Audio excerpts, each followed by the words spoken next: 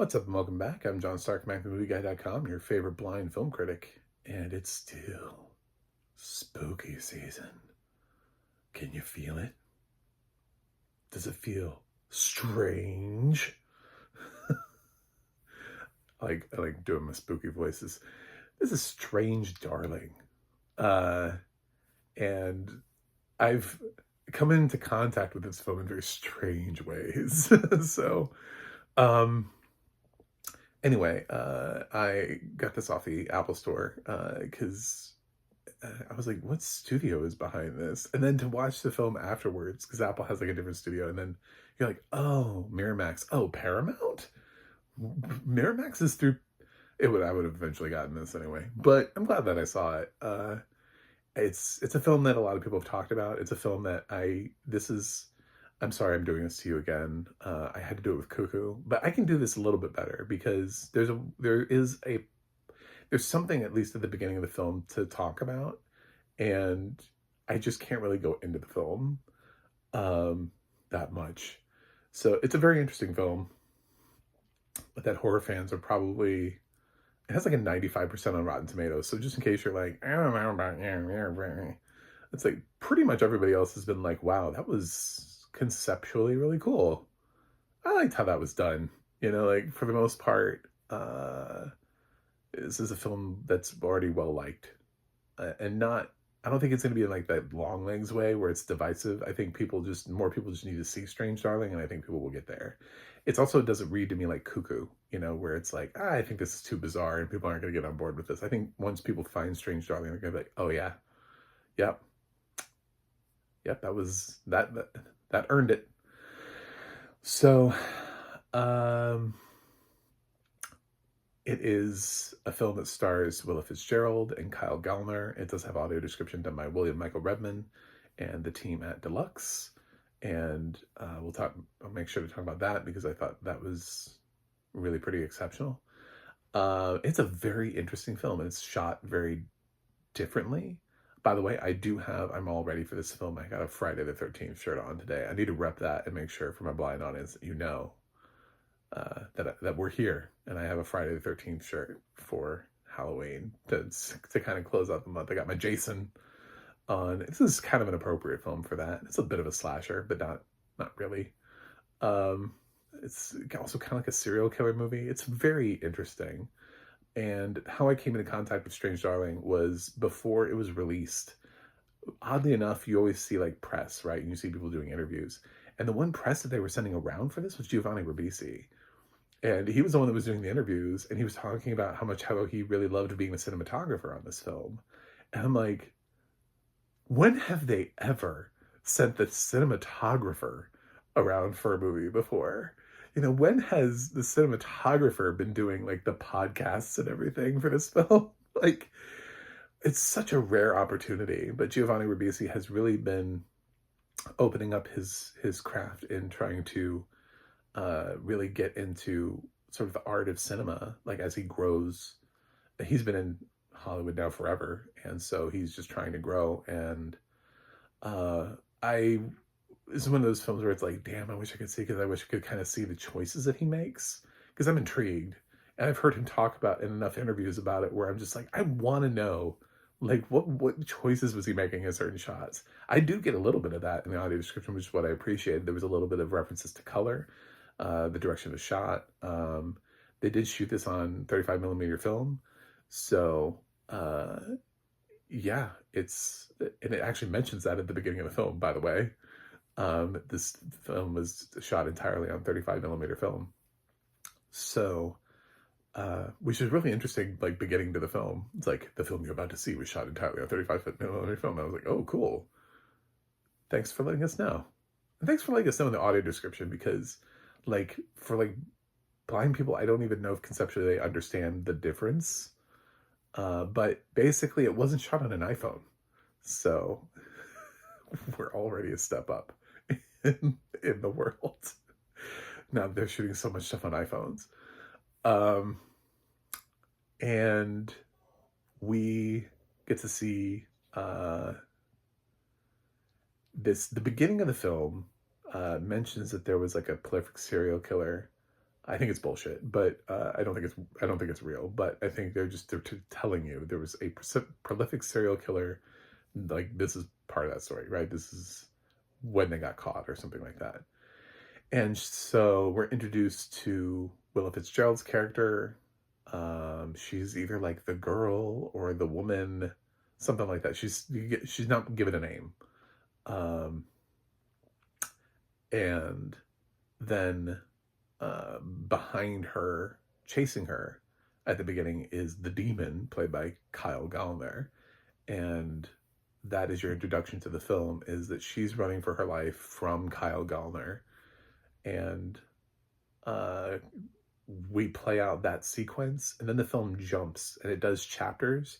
But it does chapters in a way where I'm not annoyed by it. Like, some other films have done chapters just because, and it hasn't really made a whole lot of sense. They're just like, as we go along, we're like chapter 1, chapter 2, chapter 3. I'm like, what are you doing here?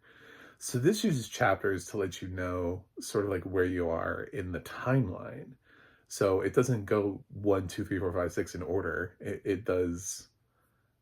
It starts you off, and then it goes, like chapter 1 and chapter 4, chapter 2, chapter 6. You know what I'm saying? Like, it jumps around in chapters in time, so that you have different perspectives in this place in time. I think we start on chapter 5. I think. So I wasn't keeping like full track of like the number of chapters. This is a film where I feel like somebody out there would be like, what if we had a director's cut where it was told linearly? I'd be like, that you would miss the point of the movie. The point of the movie is how you're fed information, and how the director chooses to feed information to you. And really sort of the interesting challenge of even shooting this, and an actor reading a script and knowing where it's headed, and knowing where, if you read the script like this, if you present somebody a script in this manner, then it's like they know where point A and point B are. They know where this movie will end up. And how does that influence how do they keep that from influencing their characters? I think is a better question, because this movie is all about what you know as you know it. And that's why I have to stop and not tell you the rest of it, because I found it to be incredibly interesting and intriguing. And even with little things that don't necessarily have like a full-on effect towards the end, it's interesting how they take things out of context and show it to you in a wider context later on. Not even like with big picture, like this is the ending of the movie type stuff, but even with like little things where you see a scene and then you think you know what you know, and you surmise from that, you use your expertise, and you're like, oh, well, I've seen movies before, so that's what that is. And then you sort of see it in a different, and then they add more context to it, and you're like, oh, that's not what it was this. And I think that that's really sort of what's interesting about this film, is how it plays that card, and why this makes that sort of like worth watching. I think we've had some really interesting horror movies this year, and I've enjoyed a few. I think Cuckoo is interesting. If nothing else, it is interesting. It's challenging. It is a swing, to be sure. I enjoyed Late Night with the Devil. I've enjoyed Oddity. I've enjoyed I Saw the TV Glow. There are certainly several films out there that I think have tackled something sort of in the peripheral of horror, instead of headed straight on for it, instead of doing something very typical. Like, I really liked Abigail, but that was pretty typical. It kind of has like a little bit of a twist to it, and definitely don't try to see that. If you haven't seen Abigail yet, please watch it before it gets spoiled. If you do not know what Abigail's about, just watch it. if you like horror movies, just and you're like a green light on anything horror related, please watch Abigail before it gets ruined for you. Um, but I think that's probably a little bit more traditional, but we're getting these non-traditional films too, and I think they're I think this is really compelling. Like I enjoy people who sort of grew up watching other people do horror, and they're like, how do we do it differently? You know, we've been doing this forever. People have been doing horror forever. It's like, is it possible to bring anything new to this genre at all? Is it possible to take a swing in any direction uh, and to bring even some nuance to something that is full of tropes, that is full of been there, done that, that is full of franchises and sequels and like subgenres, you know, like slasher and body horror, and like you fall into, you're not just horror, but you know you're also like torture porn type horror, you know what I'm saying? Like there's all of these like little things that you fall into even within horror. You can't just be horror anymore, you know. You're Korean horror, remake horror, you know. I mean, like there's all these little subgenres within horror. So it's like, how do you create a new path for yourself? And for these directors to be successfully asking themselves that question and to be trying to make these really sort of, if nothing else, interesting one-offs. I mean, some of those films I don't necessarily want to see again, but the first time experiencing them, I really appreciated what the director was doing. It makes me excited for future work of theirs. Now, Strange Darling is probably the most accessible film that I wouldn't mind watching again, mainly because of the way that it's set up. Because once you get from point A to point B, you are like, oh my God, that was cool. I would love to see that again. You know, you're like, yeah, I would definitely. So when it does end up on a streaming service, I probably would watch it again just to have that second analysis of it. The performances are really great. Willa Fitzgerald is somebody who I think has done more things than I give her credit for. But for me, I think she really popped when she was on Reacher. I thought she did an excellent job in the first season of Reacher. And I'm excited to see her do more. Because I was really bummed when Reacher moved away from her and we didn't get to continue her into a second season. I was like, oh no. She was so promising as a character, you know? And Kyle Gallner has been really strong for somebody who has never really been a name. He's been around for a while, like as a teen, now working into an adult actor. It's like one of those careers where it's like you're kind of like sleeping on it and you're like, damn, that dude's still acting, you know. Yeah, he is. He's still getting work. So I don't know really what else to say about this. Is it extraordinarily violent or gory to the point where I think people would be like revolted by it? No. But I think it's compelling. I think horror movie fans will like this. And I think for people who constantly sit around and go, oh, it's the same old, same old. You know, oh God, I've seen that 1,000 times before. Oh my God, it's another exorcism movie. You know, like, oh, and it's still got Russell Crowe playing again. He's still an exorcist. They couldn't even cast it. You know, you're just like thinking to yourself, like, yeah, I mean, we have those all the time. So Strange Darling is nothing if not original. And I really appreciated that. Now, audio description wise, I already brought out some of the stuff, and that was the fact that, again, I was impressed with letting us know that it was 35 millimeter, which is just sort of to help blind and low vision users have more of an appreciation of cinema. You know, we talk about a lot of easy things like what does that person look like? Who entered and exited a room? How did you handle that jump scare? Did you give it to me before or afterwards? You know, like, I mean, there are a lot of really easy things, but I've listed before when I have this battle with audio description, I'm like, there's so many things that we never get, we never hear from, like Uh, where is somebody framed in a shot? You know, is it mid frame?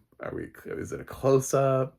Um, you know, and oftentimes you don't get to see how like where the camera is in a frame. And those scenes are a lot of scenes like at a restaurant, like over a dining table, right, where they do those like over the shoulder shots. And sometimes those scenes are even reshot and actors have stand-ins, and like the actor will end up having to do all of his lines for that perspective. Like they'll do the scene. I'm using like hand gestures like to my some people are excited that watch me, so they'll shoot a scene straight on, and and so you can see both people sitting at the table across from each other, and then they'll shoot from like over the head of one of them, so you can see the face of one, and then shoot over the shoulder of another one, so you can see the face of the other one, and so they have to then cobble together at least three different shots, at least three different takes of the same scene to get like that cohesive thing. And for us, it kind of just flows into one scene, and we don't get all of those different perspectives and things that could be focused on, things that happen in the background. Sometimes directors are really intentional about what they're showing you in frame, in scenes. Maybe somebody's walking in the background that you're supposed to see, you know, little cameo or something, or you could see maybe the table behind them is reacting to something that they said at the table, but we don't have time to necessarily say what the extras are doing. So like there's so many things that we don't have time to mention. So, and a lot of them have to do with all these extra things that go into these crafts.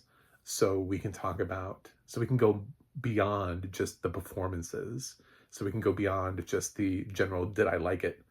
You know, was the screenplay good? Like, was it written well?